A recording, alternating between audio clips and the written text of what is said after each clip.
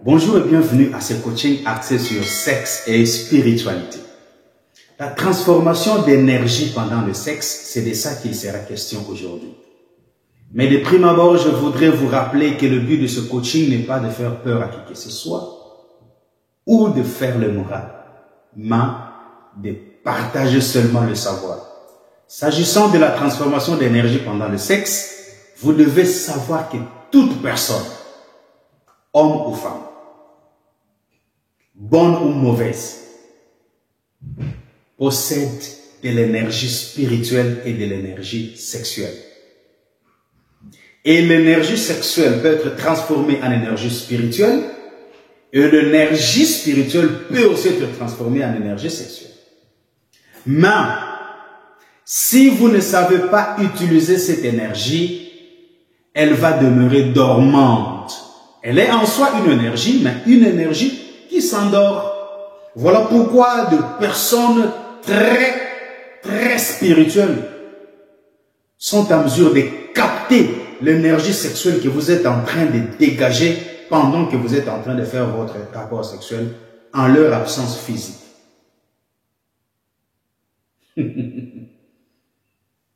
Et ce n'est pour faire peur à personne.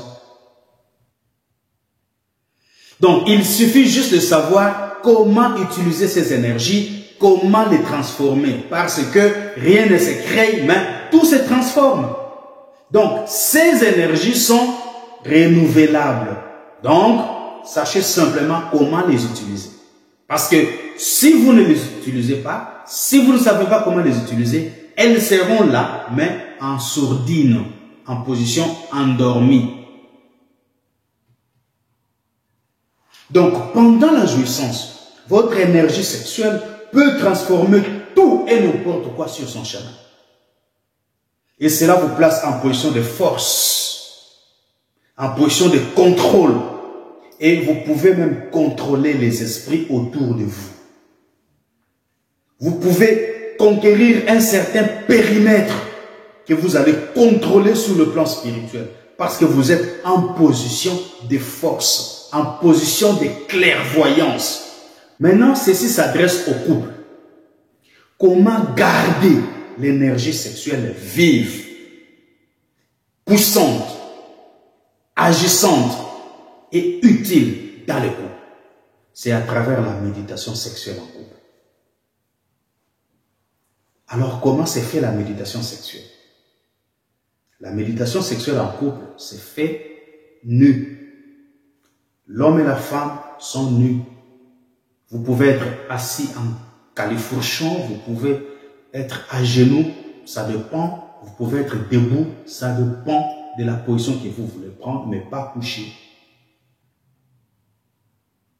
Et l'homme tient le sein de la femme et la femme tient le pénis de l'homme. Et là, ils sont en train de méditer. L'œil dans l'œil. Ils sont en train de se transférer des vertus. C'est comme ça que la méditation sexuelle se fait en couple. Donc, c'est un moyen ultime pour garder ces vertus-là vives, agissantes, puissantes et utiles. Parce que si vous ne le faites pas, si vous ne les gardez pas dans cet état, elles seront toujours des énergies, mais endormies. Des énergies en sourdine. Et ça ne va vous aider à rien. C'est pourquoi le contact physique entre l'homme et la femme est très important. Même quand on s'endort, le contact physique est très important. Je ne vois pas pourquoi un couple porterait des habits avant de se coucher. Pourquoi? On devrait se coucher tout nu en couple pour favoriser le passage des énergies, le transfert des énergies. Et vous allez voir que ces énergies, une fois gardées vives, une fois gardées agissantes, ça sera source de paix, source de joie, source de bonheur dans le couple. Mais s'il y a un peu de jeûne, je parle de jeûne, sexuelle ou abstinence sexuelle, ces énergies vont s'endormir. C'est pourquoi les lecteurs de la Bible se rappellent de ce que Paul a dit aux Corinthiens concernant le jeûne sexuel ou l'abstinence sexuelle ou la privation sexuelle. Ça a des conséquences très néfastes pour le couple.